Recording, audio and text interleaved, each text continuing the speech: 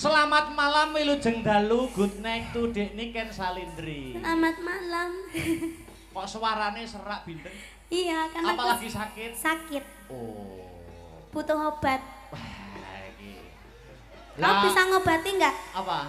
Kamu bisa ngobati nggak? Batukmu, bindengmu? Iya. Piye obatnya piye? Dicutruk. Napas buatan loh. Ora no. Biasanya nek cah cilik ngono kae nek bindeng utawa pilek iki biasane mbek wong tuane dicutruk. Ngono lho, Mas. Mosok dalang kok nyucuk umbel. Ndak kamu sayang nggak mbek aku?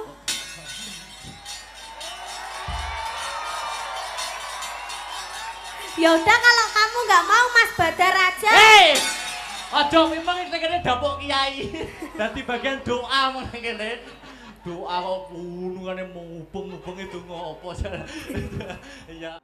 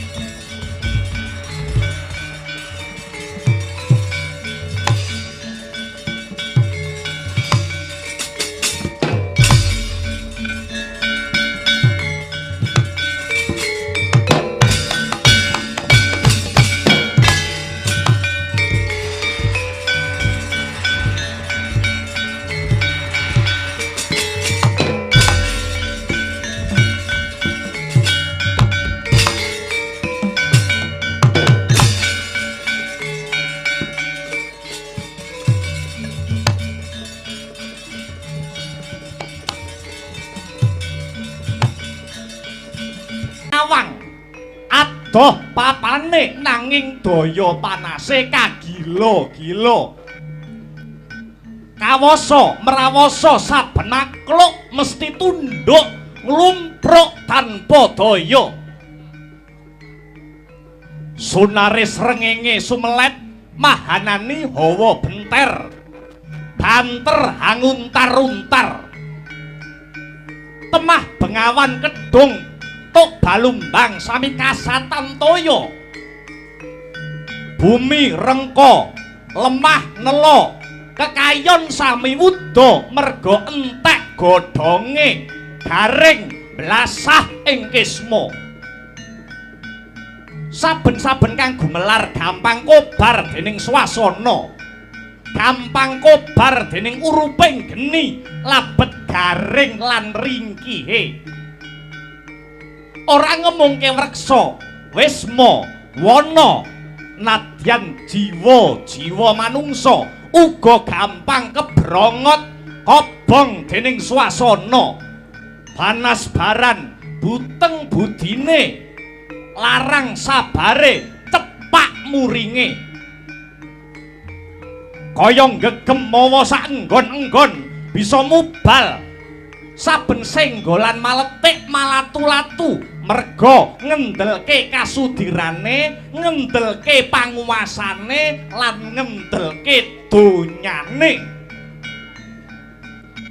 Kautaman lumpuh tepa slira rapuh, rasa kamanungsan rubuh. Dupeh bisa muwus banjur omong sak gelem-gelem manguwuh-uwuh. rasa gething den pupuk saya wimbuh nyacat ngina sak pepadane tanpa rasa ewuh tumindak dursila pakarti candala ora mingkuh nadyan dudu darbeke mangan mung waton butuh sing demen gendak selingkuh mbuh ora weruh keh wong adu-adu lan gampang didu mula padha tangga nganti ora wanuh sedulur dadi mungsuh anak karo wong tuwa munjung pisuh negara kesruh keh rerusuh saben nggon ricuh padha bangsa srawunge lumuh keh pengarep-arep ning ngarep aruh-aruh nanging jerone gedhen-gedhenan angkuh rebut pangwasa pupuh pinupuh tandarbe rasa trenyuh gamaning perang dudu mimis dudu mriyem dudu bedil nanging reka daya kang ampuh tekane lelara kaya teluh kahanan saya gegirisi lamun tan betengi negara bisa rubuh amung jiwaning para satriya kang tangguh para prawira kang wis saguh dadi tamenging negara ngudhokake urip kanggo nuwak adeg jejeke nusa lan bangsa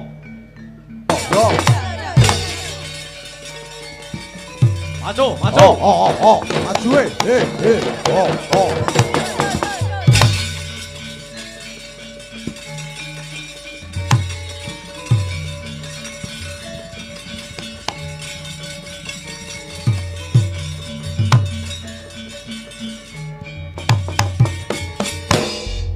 nek miturutku sing kudune dadi ratu Pringgondani kuwi turun Prabu Tremboko adine Prabu Arimba ya kuwi Raden Brajadenta ora bisa lelabuhane Brajadenta ki apa ngurus wilayahe wae ora pecus kok arep nyekel negara Pringgondani nek aku luwung milih Raden Gatotkaca Gatotkaca ki sapa?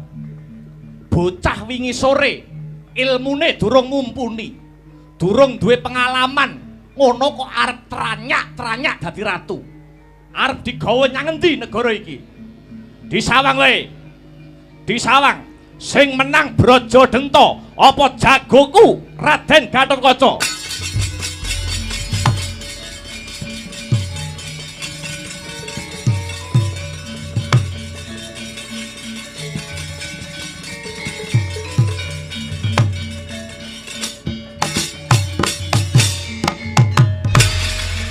Yo. Yo.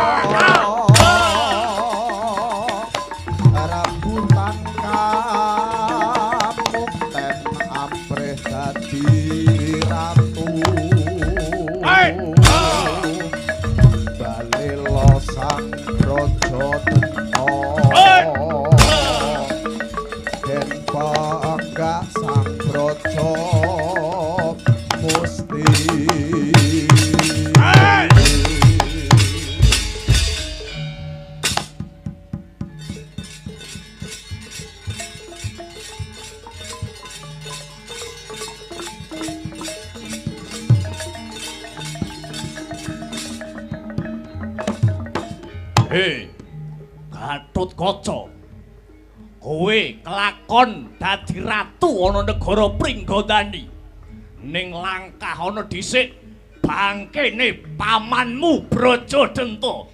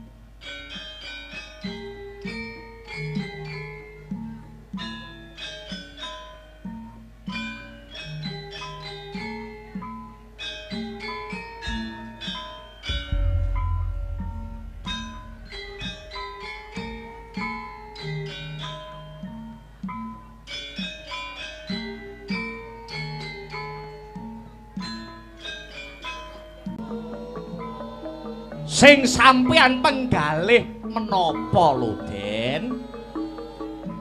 Kula aturi paring dawuh.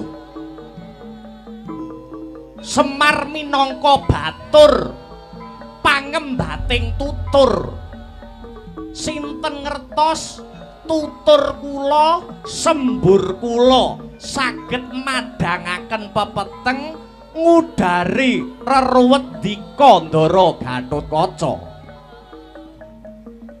Den, suwawi kula aturi paring dawuh, Gus.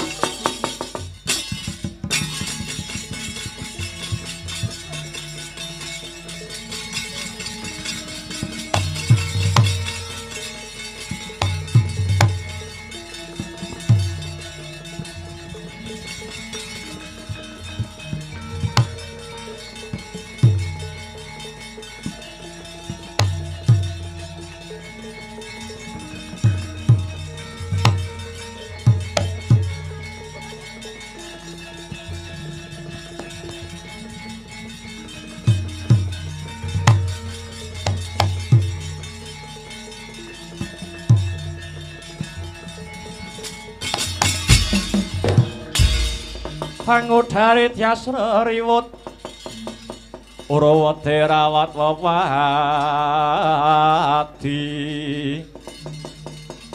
Wadi lamun kauningan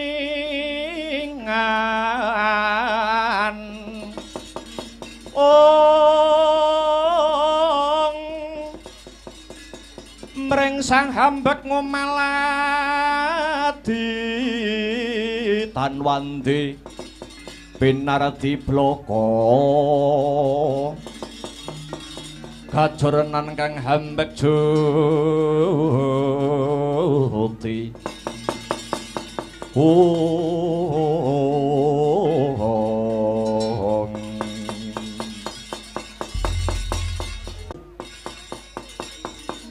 sing bakal lenggah dampar keprabon dadi ratu ing negara Pringgondani. Ora ana mung Gatotkaca. Kamangka Semar. Kamangka aku ora saguh dadi ratu Pringgondani. Gatotkaca durung pantes dadi ratu ana Pringgondani wae.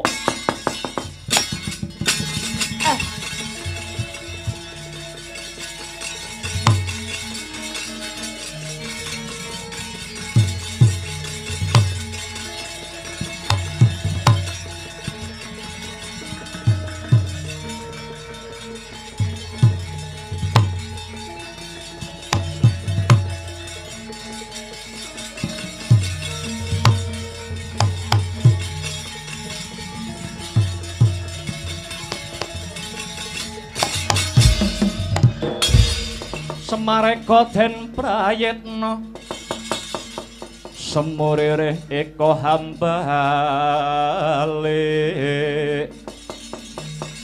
Dityani Gandayani Trisanya Pranama Sahasi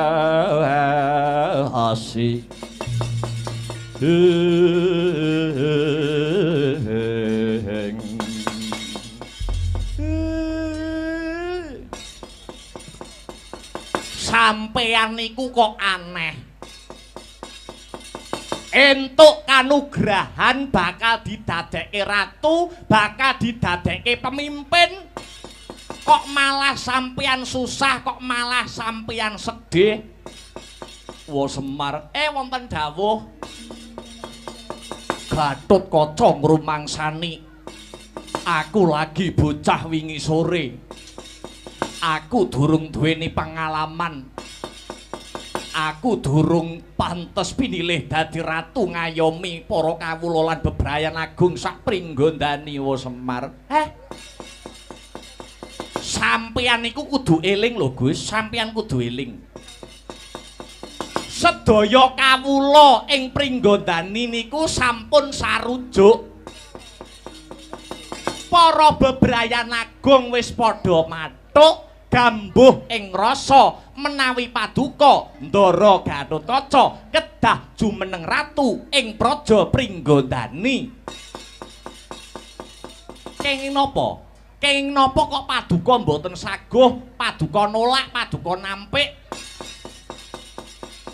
Niki sing milih niku rakyat. Senadyan sampeyan ngrumangsani bocah wingi sore, ning durung karuan sing tuwek-tuwek nika iso meranata negara Pringgondani, ngoten. Niki wis wancine, ngoten. Sing nom-nom kados sampeyan lenggah dampar keprabon nata praja Pringgondani. Niki wis wancine sing nom-nom do jumangkah, wayahe sing nom-nom sing padha kumrembyah. Yang muda yang berkarya ngaten nika. Lah sampeyan arep didadekke ratu kok ora gelem. Sampeyan niku pun disengkuyung karo wong pirang-pirang lho. Wa Semar, aku isih ngrumangsani durung weruh kawruh babakan kaprajan wa Semar. Babakan kaprajan, ilmu babakan kaprajan Gatotkaca isih durung jangkep, Gatotkaca isih durung duwe, Gatotkaca isih durung mumpuni. Mangke kalih mlaku saged, ngaten. Alam badhe hanenuntun lampah sampeyan. Pun to, percaya kali Semar.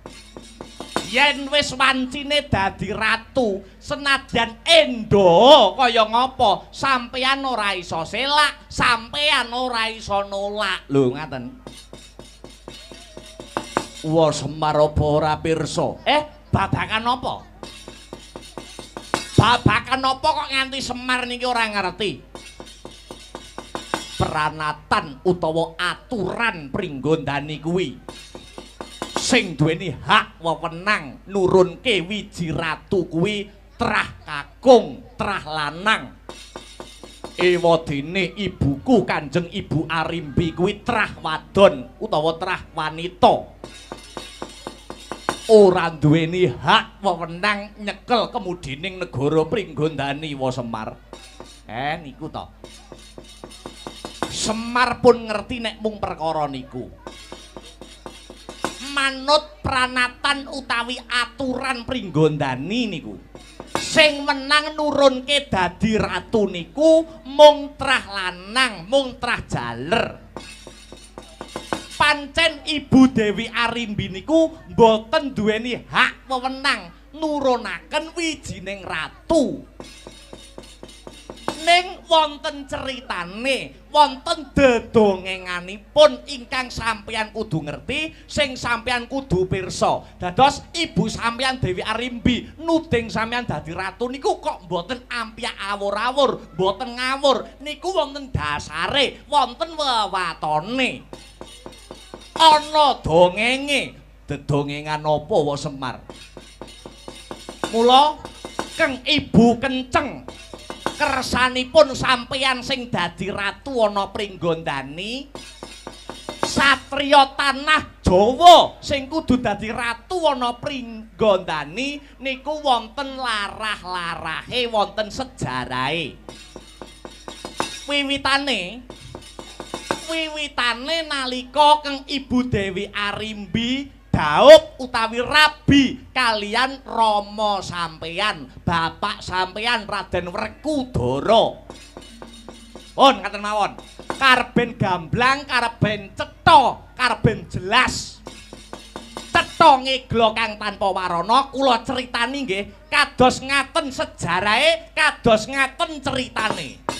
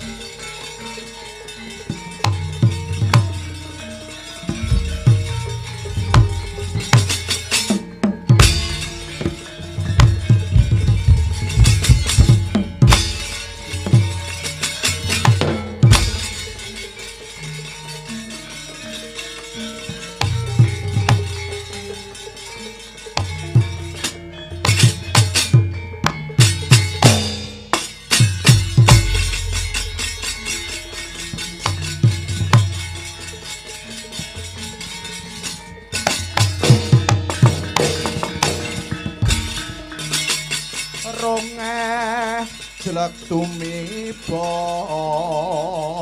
gegaran santosa wartane meh teka sikara karuda tataetan kato Prabu Arimba iki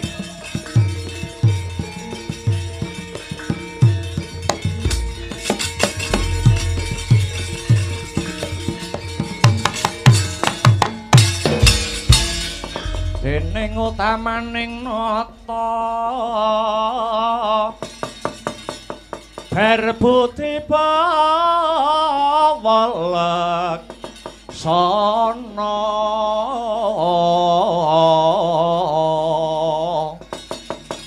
lire berbudi mangkono lila legawa ing driya hangga ganjar saben dina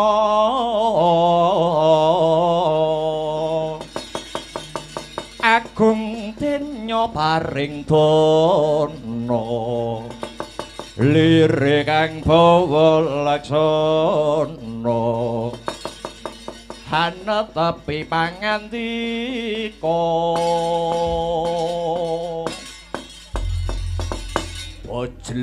bojleng iblis laknat padha jek-jekan Kece wali kece sadat setan wali kobra.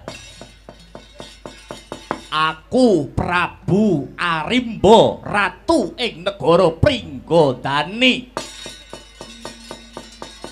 Tak rewangi munggah gunung mudhun jurang. Rono aku goleki adiku Arimbi kang mentar kang ilang saka negara Pringgondani. Lah kok manut kembang rawat-rawat ujare Mbok Bakul Sinambiwara, adiku Yayi Arimbi jare kok wis entuk sendang pangruwatan. Arimbi wis dadi sulistya ing warni, malah wis rabi karo Bratasena anake Prabu Pandhu Dewanata. Kamangka bapakku lan bapake si Arimbi ya kuwi Swargi Prabu Tremboko bisa tumekaning pati biyen ya awit disedani karo Prabu Pandhu wong tua.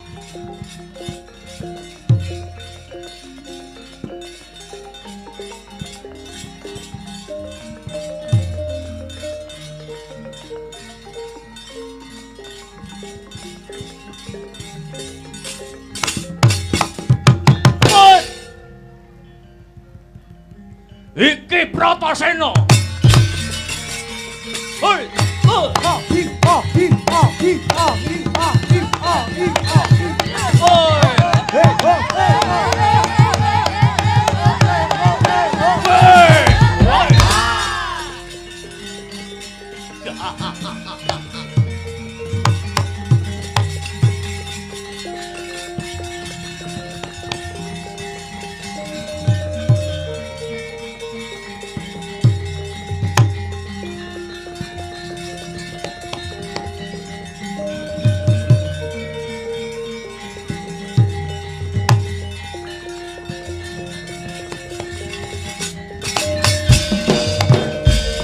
ore kata Dian Bratasena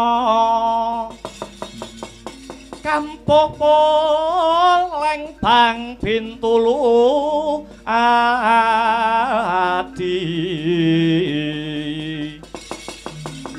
sarira ngamula dumangka dek wok simbar jaja yen ngandika gumaleger kaya guntur kadang panenggak Pandhawa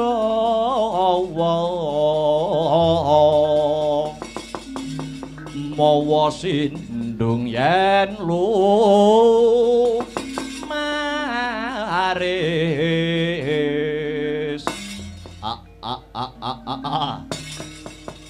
kowe sing jenenge Bratasena iki tak sawang kaya Kakang Arimba. Yo pancen bener. Kowe nungkula, kowe nyerah. Tak jaluk adikku Arimbi. Aku ora sarujuk, aku ora mathuk yen to adikku Arimbi dadi catuk ramamu. Wong nyatane Arimbi wis tresna lahir batin kelawan Bratasena. Walah alah ya. Ora melek mripatmu kowe. Biyen bapakku sing nyedani wong tuamu. Pandhu Dewanata, utang loro, saur loro, utang pati, saur pati. Ora kena tedhak keturunane Prabu Tremboko rabi karo tedhak turune Prabu Pandhu Dewanata. Mbuh, ora idep. Alah biangsat kowe Bratasena. Bratasena. Kowe satriya nanging kowe wegah rekoso. Ibarate tenguk-tenguk nemu kethuk. Yen to nganti kaya mangkono, tetel jiwa kasatriyanmu. Ora ana gunane, ora ana guna paedahe kowe madeg dadi satriya. Yen arep boyong putri, ayo bedahan negarane. Sirnakno ratune. Dandanen arimbine boyongen. Buta ora kenek diiman tibake ganjur pecah dasmu kowe Arimbo.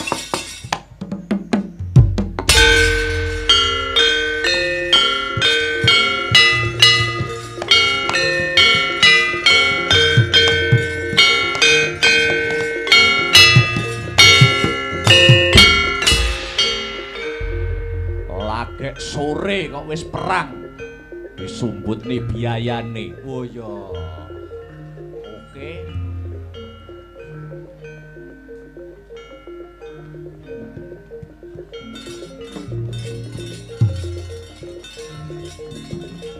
Hoi! Wah! Hoi! Wah! Wah! Wah!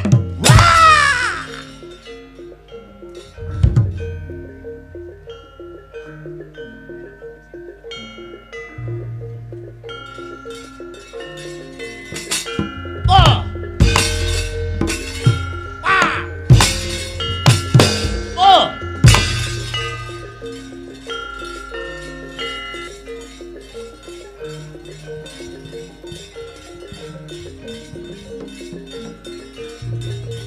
Oh! Tay! Tay! Ah! Woi! Woi! Woi! Ah! Wah! Wah!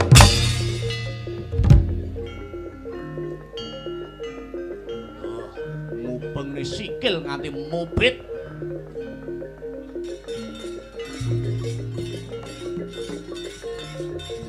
Woi! Ah! Oh biar kowe ambruk.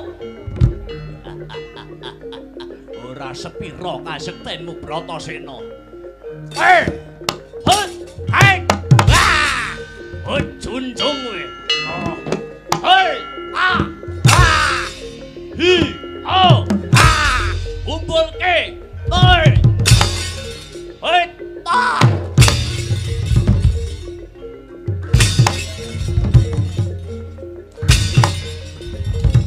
Awas! Wah!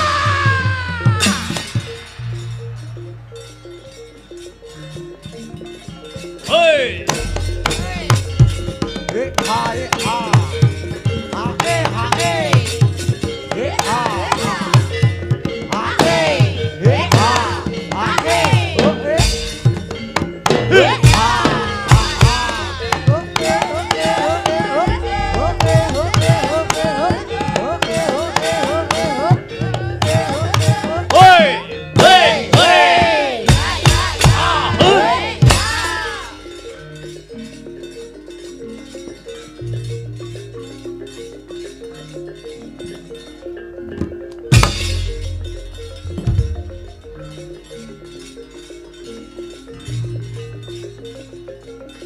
Whoa!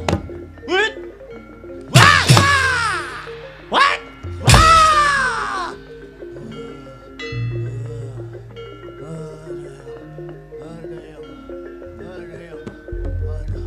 Antuk tanganmu, Bratasena. Aduh.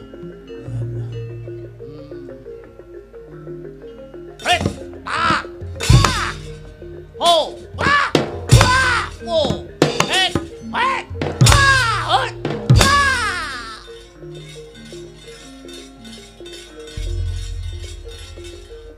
One! Who? And! Hei! Wah!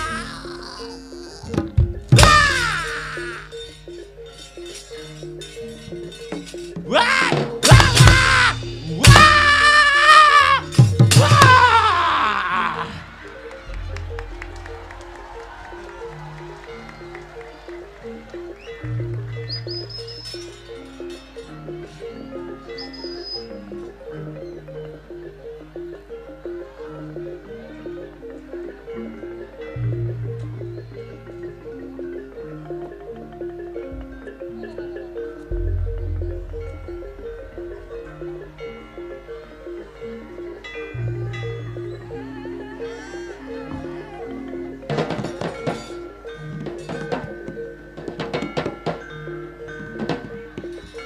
jeron iki.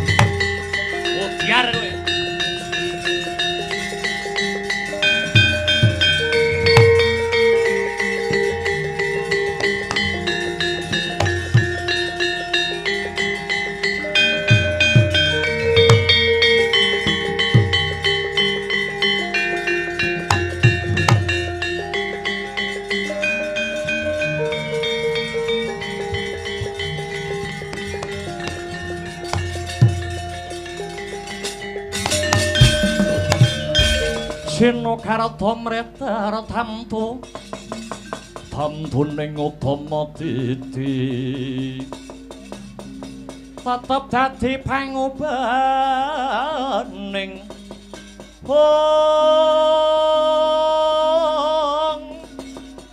wadya tentreming ati tentu kena tinuladha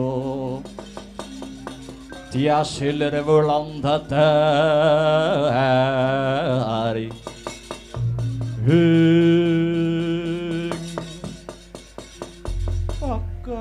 Kakang Arimbo kowe Arimbi iya Kakang kowe wis malih rupa dadi Sulistya kowe malih ayu Arimbi iya lilanana aku dening Raden Bratasena ya Kakang aku lilanana Jatukrama karo Kakang Bratasena piye karepmu aku nyuwun pangestu kowe aja bandha yudha karo Raden Bratasena ya Kakang bedah praja boyong putri bebasane kejaba Bratasena kuwi tedhak turun mungsuh keturunane musuh pringgondani kelawan Ngastina nganti tekan saiki kaya satru bebuyutan Kakang sing wis ya Kakang yen jagat iki anane mung wales winales ora bakal tukul sing jenenge katentreman manunggala kelawan kadang para Pandhawa ya Kakang Arimbo ora sutah wis dadi anteping tekadku yen kowe sida rabi karo Bratasena luwih becik tak entengke patiku Arimbi Kakang nanging aku kaya ora negakake sedane Kakang Arimbo kejaba iku Kakang Mas Bratasena ya ora bakal bisa nandingi kekuatan kang sarta kadigdayanmu Kakang Kakang Bratasena ora bakal bisa nandingi kasektene Kakang Arimba yen kuwi wis genah. Sawangen kae.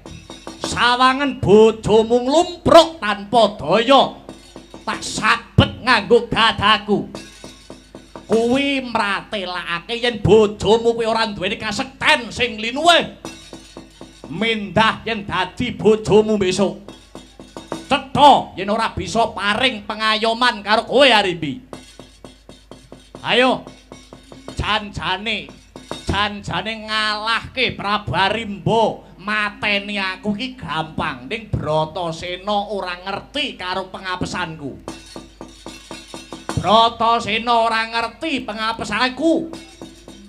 Bratasena ora ngerti kelemahane Prabu Arimba yen to sejatine pengapesane Prabu Arimba kuwi yen ragaku disabetke ana tunggak ing wit aren.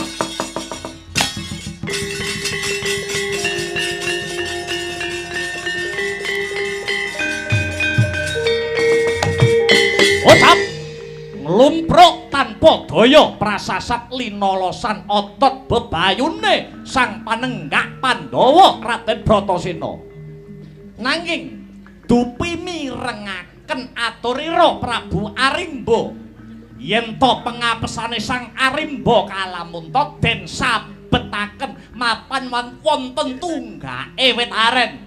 Wau to tanggap risang Bratasena ya ngetok karo san kang pungkasan Grida sang Bratasena.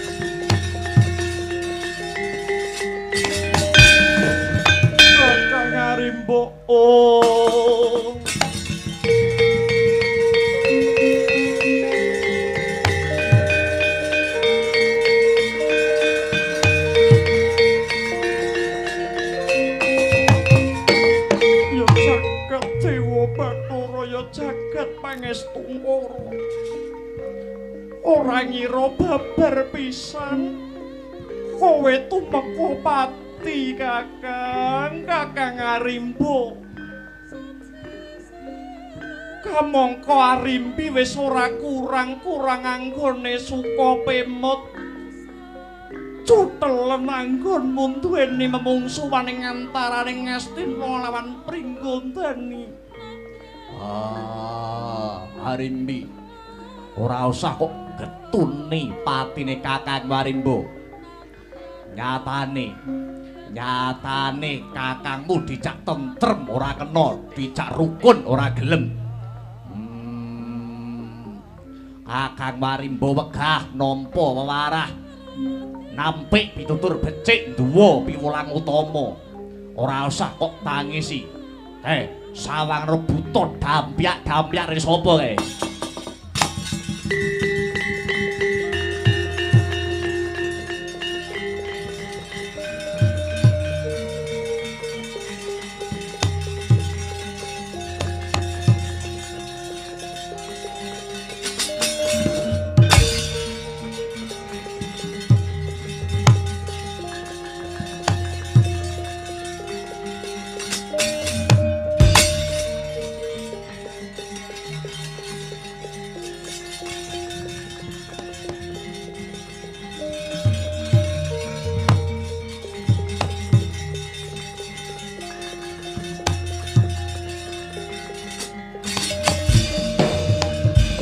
Buta Pandhawa tata kadiwisaya Indriyaksa Sara Maruta Pawana Bana Margana Samirana lan panjenenganipun Kakang Mbok Arimbi Kewala. Braja Denta wonten dawuh Kakang Mbok. Reh ning negara Pringgondani kumplang. Kowe wae sing jumeneng ratu ana kene. Kowe sing bocah lanang nadyan umure luwih tuwa aku nanging aku ngrumangsani wong wadon. Wong wadon kuwi ora duweni hak wewenang pangwasa keprabon. Boten Kakang Mbok, boten. Negari Pringgondani dinten menika kula pasrahaken Kakang Mbok Arimbi. Nun inggih Kakang Mbok, semanten ugi kula pun Braja Musti. Kula lila legawa nderek ngayom wonten ngarsa paduka Kakang Mbok Arimbi. Kowe masrahke negara Pringgondani marang sedulur Arimbi, kowe tulus lahir batin apa mergo kepepet? Lahir batin, Raden. Kenging menapa kok Braja Denta kepengin masrahaken negari Pringgondani sakmutuhipun dhateng Kakang Mbok Arimbi? Awit kula kepengin nyutel cecungkrahan ing antaraning Ngastina kelawan Pringgondani. Inggih namung kanthi srana Pringgondani kula borongaken Kakang Mbok Arimbi, Ngastina lan Pringgondani salajengipun badhe rukun lan manunggal dados sawiji, Raden. Bagus. Yen to nganti besok kowe Braja Denta nganti ngundhat-undhat negara Pringgondani piye? Menawi kula ngantos ngucik-ngucik Praja Pringgondani, mugi-mugi mboten dawa umur kula, Raden. Bagus, mandi ora kaya ucapmu dhewe.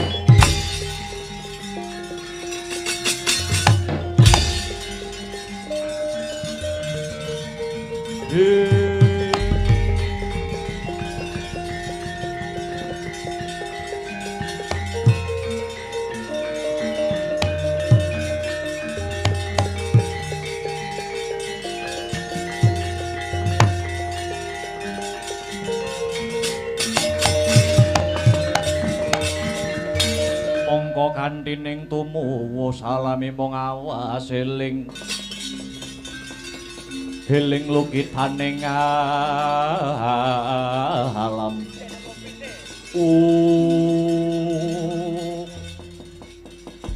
dados mekaten Gus, critanipun dados ngaten. Mangkono wa Semar inggih. Semar pun nyeritakne kula pun adegan flashback. Lah niki. Nah, wayang aja nganti kalah karo sinetron. Ana flashback-e barang. Oh iya. Terus panjenengan mboten usah kuwatir. Panjenengan mboten usah kuwatir lan pekewuh babakan Raden Brajadenta awit sing masrahne negara Pringgandani sakutuhipun dhateng Kanjeng Ibu Arimbi menika inggih Raden Brajadenta piyambak. Yo, yen pancen kaya mangkono wae wis mantep rasaning atiku. Saiki Gatotkaca kepengin ngudi marang kawruh kaprajan. Kinarya sangu anggone Gatotkaca bakal nyekel kendho kencenging praja Pringgandani wa Semar. Sumangga langkung rumiyin luwih dhisik kula kanthi tetugur nggih Gus. Sesirih cegah dahar kelawan guling. Awit ratu utawi sipating pemimpin niku kudu kuat prihatine, kudu banter tirakate. Dimen boten wonten suket godhong ingkang nyripeti krikil watu sing nyandungi lelakon sampeyan Gus. Mangkono wa Semar. Nggih. Ya, yen pancen kaya mangkono Gatotkaca mung manut wa Semar. Nggih, sumangga. Kula kanthi mlebet wonten madyaning alas Parasara. Tapa brata nyedak kalian sing kuwasa. Mangesti sawiji mring Gusti Kang Maha Suci. Barengi sintrang samirana, mugi-mugi anggen paduka dados ratu ing Pringgandani kalisa saking Sambikala menapa kemawon Gus. Sintrang samirana ing waring panlikan purut ing koran inutan ing manan lumakai kenakon samirana ing waring panlikan purut ing koran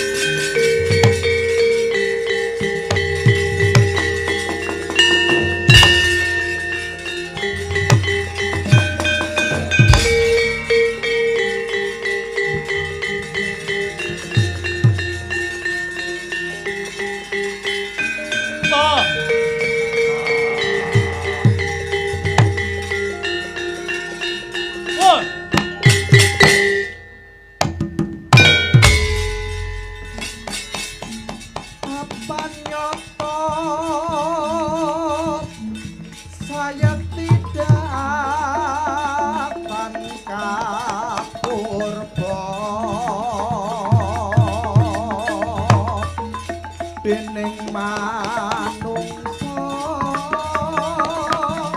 ya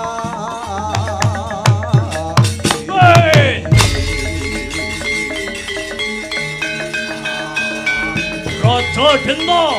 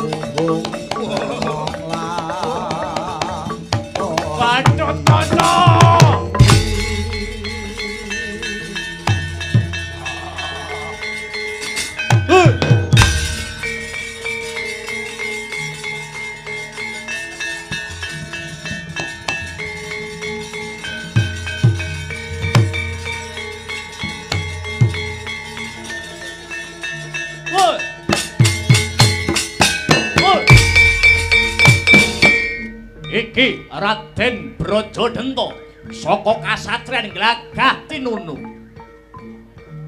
Oh. Hey, ho, hey, ho, hey, ho, hey, ho, hey, ho, hey, ho, hey, ho, hey, ho.